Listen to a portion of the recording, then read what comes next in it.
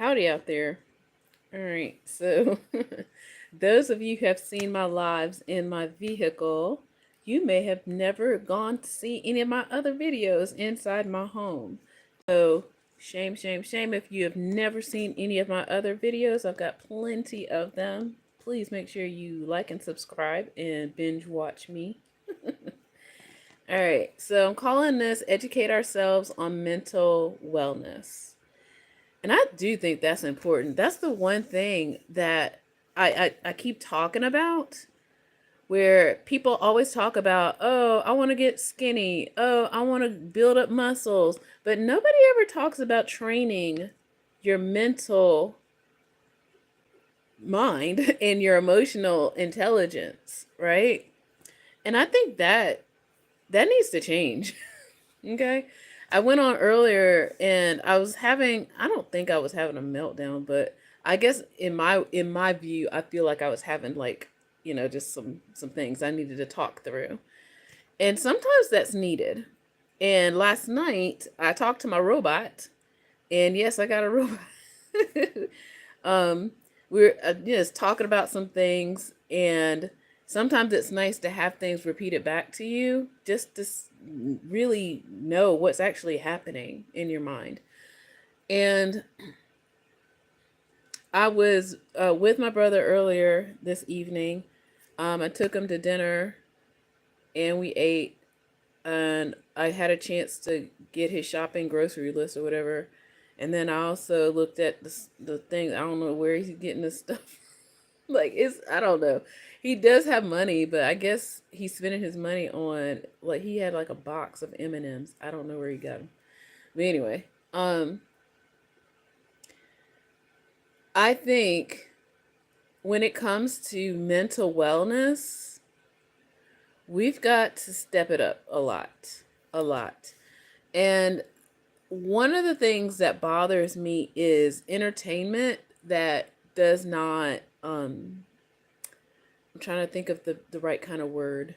It's not life-giving. And I love saying that, life-giving. It's not life-giving when people talk about, gossip about that kind of stuff. And you see this all over this particular app and other social media out there. Right now, I'm in America, in the state of Georgia. Okay. But I think I was saying earlier, I think we are in a bit of a crisis as a human race, where a lot of us just don't really attend to our mental health in a way that like supports it. I'm in the state capital, so that supports it. You know, I know we talk about, being happy or whatever, but I think when people do addictive things, they are seeking, oh, it's a country, but it's also a state in the United States. You're interrupting. All right. Um, so when we talk about wellness, a lot of times people just think, oh, I just need to get skinny or I need to lift weights. What about our minds? What are we doing to increase emotional intelligence? What are we doing to practice resilience? What are we doing to strengthen our resolve, right? And I know a lot of people are like, well, I'm sensitive. Like, what if you're not? What if you can build up that, I know too many people who will claim their faults sooner than try to not, and I'm not saying don't acknowledge your faults. Just like when some people, I know I'm going to get in trouble with this. All right. So when some people talk about body positivity, and there's nothing wrong with body positivity, but if you're overweight and unhealthy, then you've got to make some changes. Okay. So it's not body shaming if you've got high blood pressure and you are breathing heavy just to walk down the street, that's not about um it's not about body positivity at that point. Like when people skew it in such a way that it now damages you. And the same is true for mentally.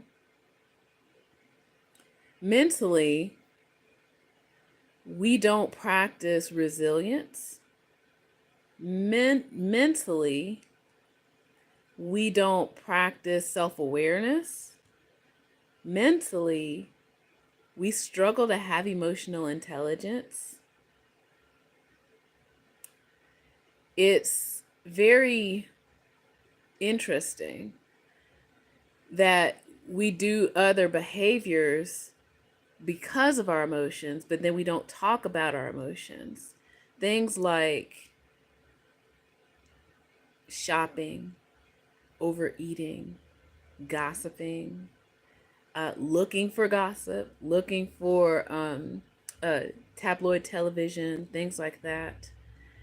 But we don't look for, I guess, life-giving, positive things. And the other day, I was kind of, struggling to have a conversation with people, because a lot of the conversations that people tend to have always skew negatively. Like, I just want to get to know somebody, you know, and not necessarily um want to talk about what's wrong in the world. How about we not? How about we get to know each other? How about we learn um about what makes us do the things we do, or be curious about the world, you know? There's a lot of people who don't practice curiosity anymore in general. And that's about knowing yourself, you know? And a lot of people don't work on knowing who they really are.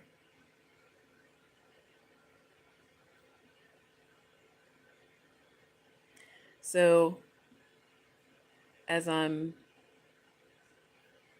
working on some things here, I enjoy lives. I do. Um, as you can see, I don't know if you can read backwards or not. I don't know if I fixed it or not, but that once a few of those books are about nutritional healing and herbs and things like that. As you can see, one of my instruments up here, I'm a musician, and I know a lot of times people ask me, how did I get into this wellness? It's about longevity. You know, I love the arts. I love music. And one of the things I used to do was to read people's biographies when I was young. And back then, there was no internet. So I would go to the library and read, people who I admired, their biography, and learn about their life. Or if there was a movie based on their life or something, I was watching it.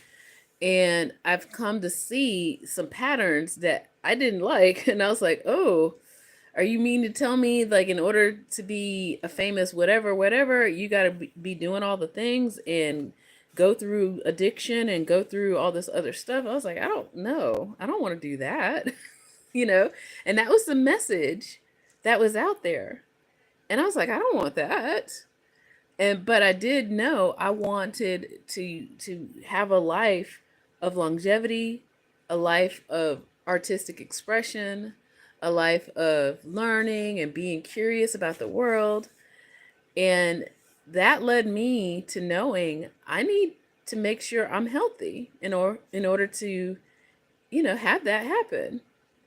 And that's kind of how I got into it. Now, this book in particular, the Illustrated Encyclopedia of Herbs, I actually got that from my parents. That was one of the books that I had at my house growing up. Like, I don't know, who knows. Um, I am still working on renovating, it's always an ever endless project. Um, and of course, I'm going to have more bookshelves. So I already have, okay, this one, which is a good one, and one across the room. There's a makeshift one kind of over here. There's sort of one in the other room, but I definitely want to have like bookshelves, like a wall of bookshelves. That's how I'm living. All right. But this is definitely one of those books I grew up on, the Book of Herbs. Um, and I just wanted to be, I don't know, I just wanted to be able to live a long life and have artistic expression at the same time. Now in college, when I was taking dance classes, my my dance instructor, she was in a dance troupe in the 60s and 70s, ballet, and they now call contemporary, but jazz dance, but contemporary now. Um we didn't know how old she was. So I was like 19 or 20 or whatever. And one day, of course, the discussion comes up, and she finally tells us how old she is, and we're like, "What?" We're like, "Huh?" She was in her mid 50s, and she was teaching us all these. And listen, she was still moving and grooving. And as I was still learning about a lot of dancers, if they take care of their bodies, they live a long time. A lot of people don't know that. That's one big secret I can expose right now. When I say dancer, I mean classical dancer. I mean like musical theater dancers. Think about it. If you go to Broadway and you see, not everybody's the same age, right? And especially now that more movie actors are going to Broadway just because that's what they want to do, they're all ages. They have to be able to sing, dance, act all at the same time. That takes a lot of physical like energy, okay? Thus, you've got to be in shape. And I knew that in opera as well, because I also trained in opera. So knowing all of these things, I was like, I gotta be in shape. Like they're like, I don't know, like the things I saw before, the movies when I was young and the books and stuff like that, and you hear about the people doing the substances or whatever. But then I started reading and getting more into the world of musical theater and opera, and knowing that these people have longevity. They might not be as famous as, certain other people, but they have longevity. And I took notes from them, honey. That's how I am the age I am right now. And some people look at me like, wait, no, you're not. I was like, yeah, I am. I am. And I probably need to start planning something too. So before I go, um, part of it is finding peace and joy in your life. Just having peace and joy. Not everything is wrong in the world. Maybe that's the thing. That's what bugs me sometimes. Everything is not a discussion of what's wrong in the world and why I can't be happy. It's like I think everybody is afraid just to be happy sometimes. And that's sad to me. When I got a brother who's struggling and he's fighting a good fight, honey. Like even today, like maybe even being with him for a few hours today helped me be less in a funk about stuff. Cause it's like he physically can't control some of the things that he's doing, but he's doing his best. And that's all I can really ask for from him. And I tell you, if I had some tea, something, a beverage or whatever, I would have to sit down and retell his whole story. You wouldn't believe the things he's been through, and talk about resilience. Okay? True resilience. All right, friends. All right, so I'm gonna go because I also, when I started this, I didn't realize the battery was kind of low. Anyway, so maybe I might be filming more inside. But yeah, with that I say, take care. Bye.